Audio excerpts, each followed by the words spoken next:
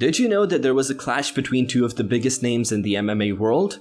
The UFC president Dana White and the renowned MMA journalist Ariel Helwani were once on good terms, but as time went on, their relationship went down the drain. The height of it was when White banned Helwani from ever covering the UFC event. Till today, they are still not on good terms as they used to be. What could have happened? Stay tuned to find out. Ariel Helwani is an award-winning MMA journalist, and as far as covering sports is involved, he is one of the biggest names in the MMA world. He is so known that he is even more popular than some fighters in the space. Helwani has covered mixed martial arts professionally since 2006. He used to cover the sport for SB Nation's MMAfighting.com, and he formerly served as an MMA insider for Fox Sports. He then went on to work for ESPN in a 3-year contract.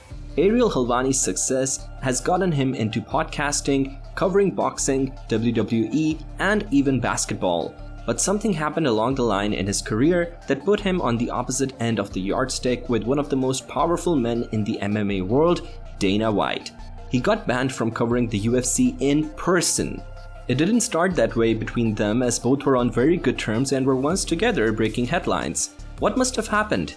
To understand this, we must go back to where it all began. Stay with me. In 2016, Ariel Helwani started to work for Fox Sports, which later became the broadcasting company for the UFC at that time. Helwani was on good terms both with the UFC and Fox, and he often did many interviews with Dana White. Helwani was interviewing fighters from all across the MMA world on the MMA Hour, where he would discuss issues around fighters' pay and athletes leaving the UFC in 2016. This began to hurt his relationship with Dana White, as the UFC president began to have beef with him since he was seen to be discussing the UFC in a negative light. After a while, he was suddenly fired from Fox without Fox giving a reason as to why they did so, but some suspected that it must have been due to his interview with Rory McDonald that talked about leaving the UFC. The UFC didn't like this and asked Fox to let Helwani go, of which they obliged. This is Ariel Helwani's account of the story. The beginning of the change of the relationship happened when Fox became the broadcast partner of the UFC. I've often thought of my decision to work for Fox because that made it a little too, for lack of a better word, incestuous. My position with Fox brought about expectations on the UFC side of things to be a certain way and report a certain way. There was never any discussion about what I could say and not say, but I think there was an assumption of this side of things. March of 2016, they asked Fox to let me go and Fox obliged. That was the dissolving of the relationship, and then after that, my approach was to break every single story out there. And again, I'm not talking about dark and dirty secrets, I'm talking about this guy fighting this guy. On Saturday, June 4th, 2016, at UFC 199 event, Helwani broke the shell when he made an announcement of the return of the former UFC heavyweight champion Brock Lesnar at UFC 200 and the rematch of McGregor and Nate Diaz at the UFC 202 without first notifying the UFC. They initially wanted a fight between Conor McGregor and Nate Diaz as the main event, although it was cancelled when Nate Diaz pulled out. They then settled on John Jones versus Daniel Cormier as the main event, but they didn't stop there. They also went on a cross-promotion deal to have Brock Lesnar fight on the card. They wanted this announcement coming at the end to shock the UFC fans. But here was Ariel Helwani announcing this when UFC 199 was just going live on the air. This caused a sharp and angry reaction from the UFC, as Ariel Helwani alongside his colleagues at MMA Fighting was called to the back of the stage by Dana White and kicked out of the arena.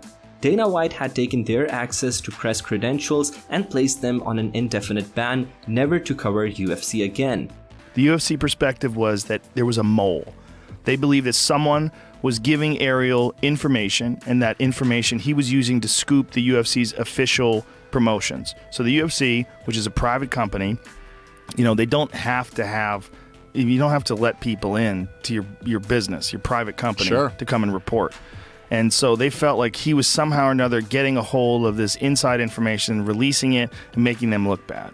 Now, from what I understand, the conversation with him was, don't do this, because if you do this, there's only a handful of people that know this information. So we're going to fire everybody. Or we're going to fire a bunch of people, and you're going to ruin people's lives. This is what I was told was a conversation they had with him. After that conversation, he leaked the Brock Lesnar stuff. In an interview with Yahoo Sports, Helwani gave an account of what happened, saying, "I was brought to the back by UFC and told by Dana White that I had to leave the arena." Dana mentioned that from what I recalled, that Brock Lesnar was upset the news was released early and that this could have ruined their deal. He repeatedly said, "Go cover Bellator. We don't want you here." I said, "What did I do wrong?" He said, "You're too negative." There were a lot of reactions from fans in Helwani's support when they heard that the renowned MMA journalist had been banned. The likes of John Jones, Daniel Cormier, and Chris Whitman all came to his defense on Twitter. However, when TMZ Sports asked Dana White how long the ban would be, Dana White said, "As long as I'm here." On Monday, Brock Lesnar was interviewed by the SportsCenter concerning the occurrence, and he stated that he never had anything to do with Helwani's ban. On June 6, 2016, the ban was lifted and the UFC released a statement that the reason for the ban was because Helwani's reporting went beyond the purpose of standard journalism. UFC spokesperson Dave Scholler told the Associated Press that the promotion believes journalists should seek comment from the UFC before reporting a story. On the MMA Hour, a show hosted by Ariel Helwani, he explained his actions and thoughts on the situation. He said, "The last thing I want to do is sit on news. If you're sitting on it, you're not doing it right." He went on to say he felt deep down inside that Dana White didn't want to do that to him, but that he was doing what he was told by his partner, Lorenzo Fertitta, who co-owns UFC's parent company called Zuffa. "He may have been upset that I beat him to the punch," he also added. Dana White, on the other hand, also opened up about why he felt that way about Helwani on the Pardon My Take podcast. He said that it was not that he hated Helwani, but said that Helwani is a victim, a weakling, and a crybaby. After that occurrence, Ariel Helwani joined ESPN in May 2018 on a 3-year contract deal, and UFC also later merged with ESPN in a business deal. Helwani stated that since the merger between UFC and ESPN, he had lost many opportunities thanks to UFC interference. At the Dan Le Batard show with Stugotz, he shared a full detail of an experience he had while he was with ESPN. He explained, "I'll tell you a story. I've never even shared this story. When I would be at events, Dan and everyone, and let's say it's the weigh-ins, right? And there's a desk there and I'm doing something beforehand, but Dana White is coming as a guest in 30 minutes or something. I would have to be escorted out of the venue because, per his request, I couldn't be in his vicinity or his line of sight. So here I am on the set of a company that I work for, and security, the nicest people in the world who are embarrassed that they had to do this, would tell me, 'I'm sorry, Ariel, we have to walk you out.' You know how that makes someone feel. We have to walk you out of the venue because Dana White doesn't want you in his line of sight." I said, "I'll sit right over there. I won't even look at him. I'll look at my phone. What are we doing here?" So that's the kind of stuff that I had to deal with. I couldn't go backstage. I couldn't do a lot of other stuff. So I'll tell you a story. I've never even shared this story.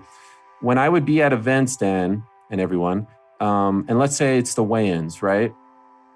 And there's a desk there and I'm doing something beforehand, but Dana White is coming as a guest in 30 minutes or something.